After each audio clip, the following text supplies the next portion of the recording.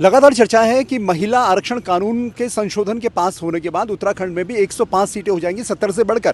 कांग्रेस के प्रदेश अध्यक्ष गणेश गोदियाल का कहना है कि 105 सीटें होने से पहले ये किस आधार पे होंगी, क्षेत्रफल के आधार पे या जनसंख्या के आधार पर, इसको लेके सरकार को एक विशेष सत्र बुलाना चाहिए और उसमें ये डिस्कस करना चाहिए कि उत्तराखंड जैसे राज्य में जहां पहाड़ों में अगर क्षेत्रफल के आधार पर होंगी तो सीटें कम हो जाएंगी और अगर जनसंख्या के आधार पर होंगी तो फिर मैदान में ज़्यादा हो जाएंगी।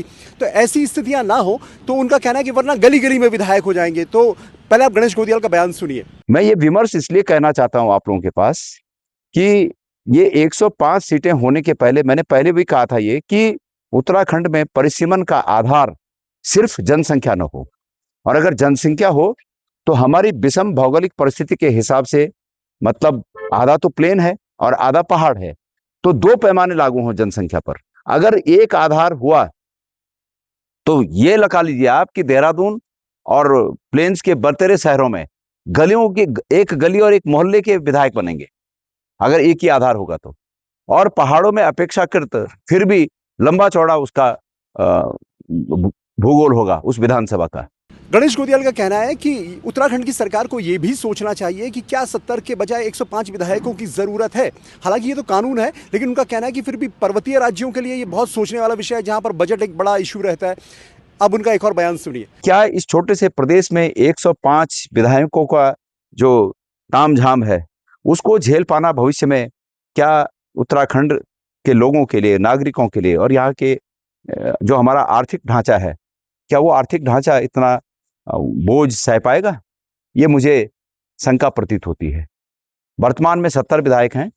70 विधायकों के आर्थिक बोझ को ही झेलना उत्तराखंड जैसे बहुत छोटे और आर्थिक रूप से कमजोर राज्य के लिए ये बहुत हेल्दी प्रतीत नहीं होता है। लेकिन भविष्य में जब 105 विधायक होंगे तो तब क्या इतना आर्थिक बोझ क्या ये प्रदेश झेल सकता है?